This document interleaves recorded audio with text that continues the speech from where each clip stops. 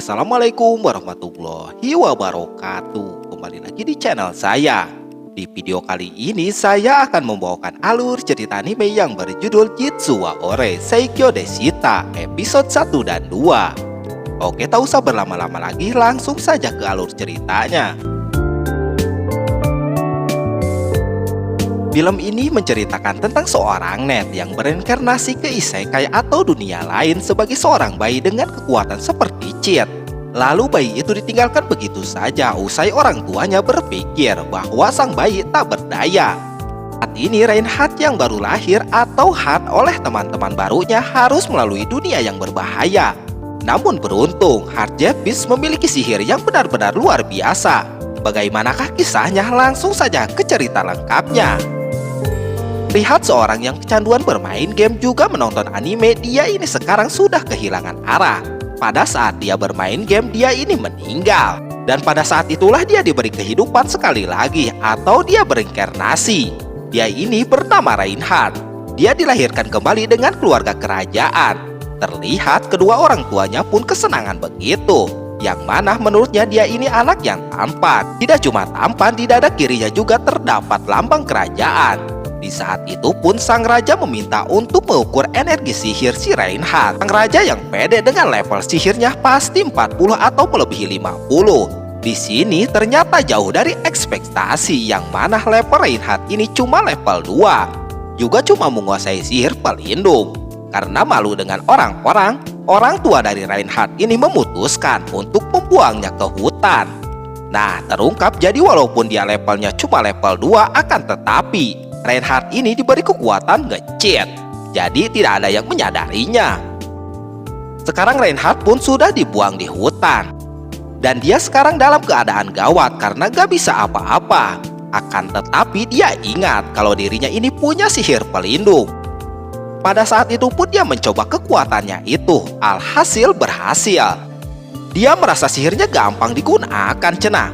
Juga kekuatan ini berguna melebihi apa yang dipikirkannya. Tak lama datanglah seekor hewan buas menghampirinya. Di saat mau memakannya, dia dengan cepat mengeluarkan sihirnya kembali. Setelah itu pun Reinhardt mengeluarkan sihirnya lebih banyak lagi untuk melawan hewan buas itu. Karena damage-nya gak ada, hewan itu gak merasa apa-apa. Setelah itu Reinhardt memakai sihirnya kembali. Sekarang dengan sihir untuk mencabut pohon-pohon. Akan tetapi si hewan masih bisa berdiri. Tak lama si Reinhardt mengangkat tebing. Terdengar si hewan ini bisa berbicara. Dia bilang menyerah. Reinhardt yang awalnya bodoh amat, tetapi setelah benar itu suara dari si hewan, dia memutuskan untuk tidak melanjutkannya. Mereka pun mengobrol, yang mana tadinya si hewan yang mau makan untuk mengisi kembali energinya, akan tetapi Reinhardt kuat. Dia juga menanyakan siapa Reinhardt ini. Yang tadinya Reinhardt gak bisa berbicara, akan tetapi dia sadar dengan sihirnya membuat dari pelindung yang mengubah pikiran menjadi suara. Pada saat itu pun berhasil. Sekarang Reinhardt bisa ngomong. Karena nama Reinhardt terlalu panjang, dia memperkenalkan dengan nama Haruto. Dirinya lahir dari sebuah negeri, tapi levelnya rendah, maka dari itu dirinya ini dibuang. Si hewan yang mendengar dia terkejut. Dia langsung menyangka apa jangan-jangan dia ini bereinkarnasi Raja Iblis. Haruto menjawab iya, dia ini Raja Iblis. Setelah itu si hewan yang sudah gak mungkin menang lawan si Haruto, dia pun langsung menyerahkan dirinya untuk dibunuh saja. Akan tetapi Haruto gak akan membunuhnya selagi si hewan tak menyerangnya. Si hewan pun kesenangan atas kebaikan dari Haruto ini. Dengan itu dia akan melindungi janji itu dengan mempertaruhkan harga diri dari Flame Vampire. Haruto yang mau pergi di sini dia memanggilnya kembali karena si hewan telah menyelamatkan nyawa dirinya. Juga si Haruto memberikan dia nama, maka kontrak dirinya sudah berjalin. Haruto bilang kalau play hanyalah singkatan. Di saat yang sama Haruto malah turun lagi dan dia meminta untuk nyusu. Si hewan yang mendengar dia pun akan mengusahakannya biar bisa nyusu cenah. Tak lama si hewan pun berubah menjadi seorang wanita yang cantik. Akan tetapi dirinya tidak memakai sehelai pakaian. Haruto pun menyuruhnya untuk memakai baju. Setelah memakai baju pun menurut si Haruto ini makin gak beres. Tak lama berselang datanglah seseorang. Play langsung menanyakan kepada orang itu, ada perlu apa datang ke sini? Ternyata orang yang datang itu dia akan menjemput si Haruto lagi. Play pun menolak karena alasannya Haruto ini sudah menjadi tuannya. Terungkap jadi orang itu adalah kerabat dari orang tua si Haruto. Karena beberapa alasan dia dibuang, maka dari itu dirinya sekarang akan menyelamatkannya. Play menanyakan kembali kenapa datang kembali untuk memungut sesuatu yang sudah dibuang. Manusia yang punya belas kasihan, dia merasa kalau bayi itu kelaparan. Seorang itu pun membawa susu. Haruto yang mendengar dia langsung kesenangan begitu. Dia meminta Play untuk mengambilnya. Seseorang itu pun kembali menjelaskan alasan dia mau memungut tuh bayi. Yang mana sebelumnya istrinya yang hamil, tetapi sang bayi tidak menangis. Bayi itu yang dibuang karena tidak punya potensi. Tapi dia tidak penting baginya untuk itu. Play yang mendengar cerita itu, dia di sini malah mewek begitu. Lalu seseorang itu pun membuat kesepakatan. Kalau Play mau menjadikan Haruto ini jadi tuannya, seseorang itu pun mau memperkerjakan Play sebagai pelayannya. Dengan alasan yang jelas, di sini Play menerimanya.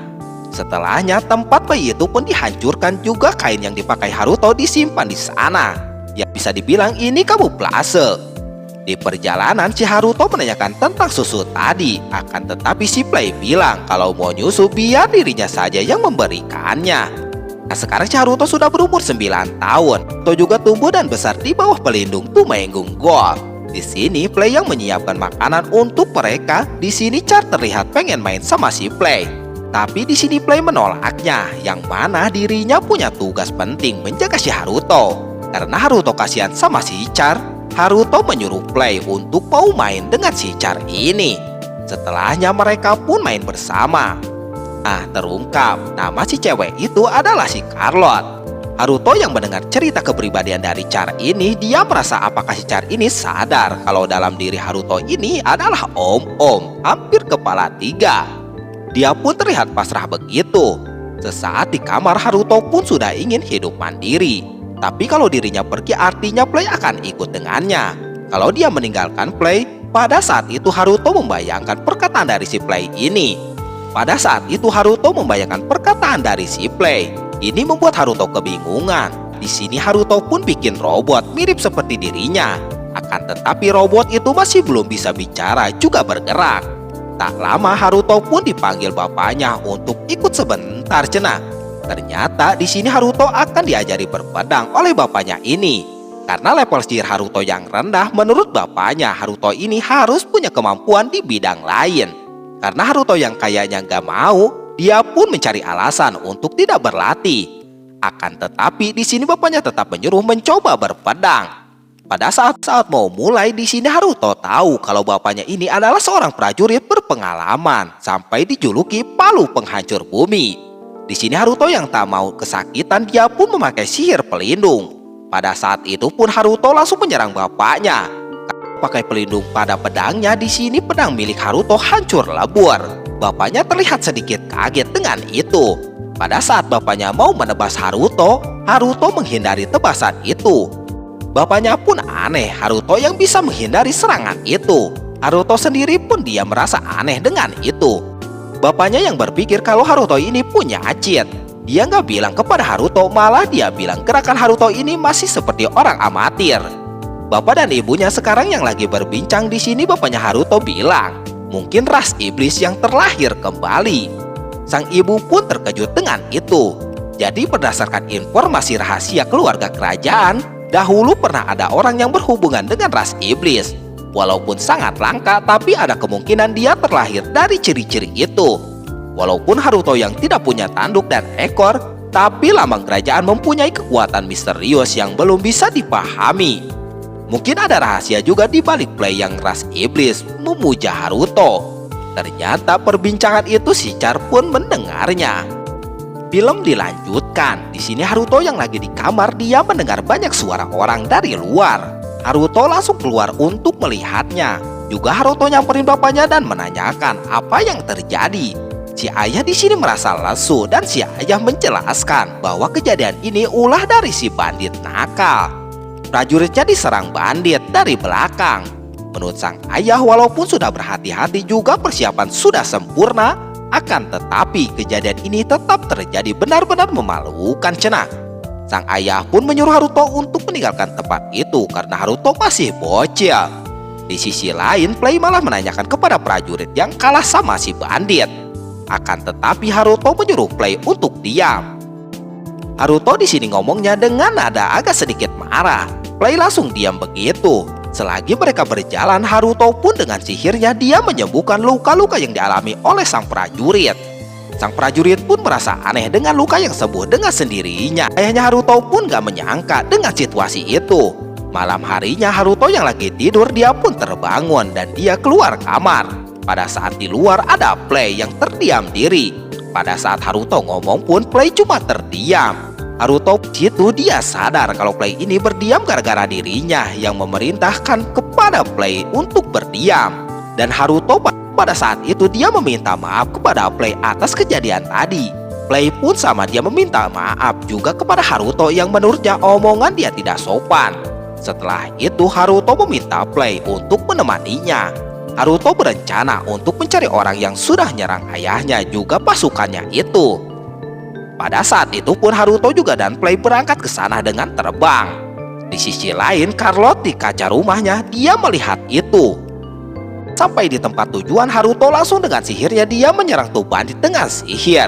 Si bandit gak bisa bergerak. Karena banyak bacot di sini, Haruto langsung menyerang dengan sihirnya kembali. Sampai-sampai si bandit pada mental begitu. Haruto meminta untuk memberitahu dirinya tentang prajurit di sana, juga menanyakan yang lainnya. Ternyata prajurit itu kekaisaran tetangga, jadi mereka menyusup ke kerajaan sebagai bandit. Para bandit yang sudah ketakutan dia meminta untuk dibebaskan, juga mereka tidak akan melakukannya hal seperti kemarin. Hanya mengiyakan, akan tetapi di sini Haruto meminta Play untuk membakar benteng di sana sampai habis. Sang bandit terkejut dengan itu, yang mana mereka bilang kalau mereka ini cuma menerima perintah. Haruto dengan pendiriannya dia nggak peduli dengan itu. Yang pasti mereka ini sudah menyerang ayahnya, maka dari itu mereka nggak akan dimaafkan. Pada saat itu juga Play pun dengan sihir apinya dia membakar benteng yang ada di sana. Pada saat perjalanan pulang, Haruto yang nggak tahu tentang prajurit kekaisaran atau konflik antar negara, kalau mereka cari gara-gara Haruto akan kasih paham tanpa rasa belas kasihan cenah. Juga atas kejadian pembakaran benteng itu, Haruto akan bikin surat tanpa nama dan akan dikirimkan ke ayahnya. Paginya asisten pun memberikan penjelasan dari surat itu, yang mana yang ada di benteng itu sudah dihabisi. Sang ayah meminta kepada asistennya untuk menyelidiki lebih lanjut tentang ini. Pada saat yang sama Char menanyakan kepada ayahnya, siapa yang mengalahkan penjahat itu? Sang ayah menjelaskan dirinya tidak tahu pasti tentang siapa yang mengalahkannya. Akan tetapi sang ayah cuma satu orang yang yakin menurut dirinya bisa mengalahkan sang bandit itu. Yang tak lain juga tak bukan adalah si Play. Soalnya Play ini kekuatannya melebihi dirinya cenah. Pada saat itu Char langsung meminta untuk keluar karena ada urusan cenah. Setelah keluar Char langsung membayangkan semalam itu. Lalu Char pun menyamperin si Play untuk menanyakan tentang kakaknya itu. Char pun menjelaskan semalam yang dirinya melihat bayangan seperti Play juga Haruto terbang. Menurut Char seharusnya Haruto ini nggak bisa terbang. Menurutnya sihirnya nggak cukup untuk bisa terbang. Akan tetapi di saat Char mengecek ke kamar Haruto ternyata ada lagi tidur. Char bingung dengan apa yang terjadi sebenarnya. Play memberitahu tentang kekuatan Haruto yang sangat besar cenah. Haruto ini mempunyai kekuatan yang tak terukur sejak masih bayi. Play sendiri pun kalah sihirnya sama si Haruto. Dengan kata lain, sehebat itulah Tuan Haruto. Char pun menanyakan identitas tentang si Haruto, tapi Play bilang dia gak bisa membocorkannya kepada siapapun. Setelah itu Play menceritakan kepada Haruto tentang Char yang tahu kepergian mereka pada saat malam itu. Dengan itu si Haruto sekarang membuat pelindung kepada si Char untuk mengawasi. Tidak cuma itu, Haruto melakukan itu biar tahu juga sepanjang hari. Di saat yang sama Play menanyakan kepada Haruto yang ada dua. Haruto menegaskan untuk jangan dipikirkan. Malam harinya Haruto yang mau ke toilet di sini terlihat Char membuntutinya. Dengan pelindung yang diberikan Haruto, makanya Haruto jadi tahu Pada saat mandi pun Haruto tetap dipantau oleh si Char. Seminggu pun Char terlihat terus membuntuti si Haruto ini. Pada saat makan siang, ayah memberitahu Haruto kalau ibunya dan Char akan berjalan-jalan. Jadi mereka berdua ini akan ikut serta. Haruto yang menyuruh untuk Play mengawasinya, ibunya yang bilang dia nggak lihat Play beberapa hari ini. Di sebelah Haruto sadar kalau Play disuruh dirinya untuk mengintimidasi monster agar mereka tidak menyerang kota dan desa. Pada saat yang sama Haruto merasa kalau tatapan Char ini sangat menusuk. Malam harinya Haruto yang lagi tidur, dia terdengar suara alarm. Yang mana di sini Char lagi dalam bahaya. Terlihat di sini penjaga dari Char dan ibunya dihabisi di depan mereka. Setelah itu ibunya dan Char berlari dari sana. Dengan sihir yang dilakukan sang jahat, sang ibu terluka pada satu kakinya. Akan tetapi dengan sihir Haruto, luka itu pun sembuh kembali. Sang ibu bisa berlari kembali. Sembari berlari, di sini Char menunjukkan jalan-jalannya. Sang ibu pun merasakan ada yang memberikan arahan kepada si Char ini. Pada saat di tepi jurang, sang ibu pun langsung ngajol dari jurang itu. Sang ibu terlihat sudah kelelahan begitu. Tetapi Char pun bilang sedikit lagi ada tempat untuk bersembunyi. Dan benar, di sana ada tempat seperti guha dan mereka bersembunyi di sana. Sang ibu bilang pada saat itu dirinya akan menemui orang yang memberi arahan kepada Char ini. Sang ibu yang nggak tahu itu siapa, yang pasti menurutnya dia adalah pembela keadilan. Pembela keadilan orang yang memberi hukuman ke orang jahat. Terlihat si Char gak mau ditinggal oleh ibunya. Akan tetapi ibunya tetap mau menemui si pembela keadilan itu. Pada saat di luar, sang ibu sadar gua itu udah dimasuki sihir ilusi, yang mana sihir itu sangat GG cenah. Pada saat bersamaan penjahat pun datang. Dia sadar kalau dirinya diam di sana, maka dia tidak akan tertangkap karena adanya sihir ilusi itu. Sang ibu di sini terlihat mengeluarkan pisau juga. Pisau itu didekatkan pada lehernya sendiri. Sang ibu malah mau bunuh darah kayaknya. Tak lama pisau itu pun terlihat hancur lebur. Sang ibu pun pingsan dengan bersamaan datangnya si Haruto. Karena Haruto yang sudah lewat batas kemarahannya, dengan bilang berisik saja sang jahat pun pada mental begitu. Setelah itu Haruto nyamperin si Char. Haruto di sini sebenarnya gak ngasih tahu kalau itu dirinya yang membantu ibunya itu. Akan tetapi Char yang memanggilnya, dia malah nengok ke belakang. Jadi ketahuan. Char yang menanyakan apa Haruto ini pembela keadilan. Karena Haruto bingung yang pertama kali dia ngobrol dengan si Char, juga pertanyaannya Char itu begitu absurd. Haruto di sini kebingungan. Dengan refleks dia mengiyakan bahwa dirinya adalah pembela keadilan. Si Haruto bilang kepada Char untuk masalah ini dirahasiakan karena identitasnya tidak boleh diketahui siapapun. Pada saat di rumah, sang asisten memberikan kabar tentang Char dan sang ibu yang baik-baik saja. Dan Play menyusul mereka untuk mengawalnya. Nah, di sini pengawal yang terluka seperti biasa, Haruto lah yang menyembuhinya. Sang ayah yang menanyakan kepada Haruto bagaimana menurut Haruto. Jadi menurut Haruto, selama tidak melakukan kejahatan, kita tidak perlu memusuhinya. Dengan santuinya Haruto yang keceplosan bilang, kalau para jahat datang menyerang kembali, dirinya akan mengalahkannya. Dia pun langsung speak, pura-pura nggak tahu lagi. Sang ayah di sini kadang-kadang dirinya tidak percaya kalau Haruto ini berumur 9 tahun. Haruto yang bilang dalam hatinya kalau di dalam dirinya ini adalah om-om. Tak lama Char juga ibunya pun pulang. Dan mereka pun terlihat senang begitu. Char terlihat memeluk si Haruto. Haruto sangat kaget. Orang tuanya pun gak nyangka apa yang dilakukan mereka berdua ini. Play yang melihat kemesraan mereka berdua, kayaknya si Play ini cemburu. Nah, inilah akhir dari episode 1 dan 2. Gimana kelanjutannya? Tunggu di video selanjutnya. Wassalamualaikum warahmatullahi wabarakatuh.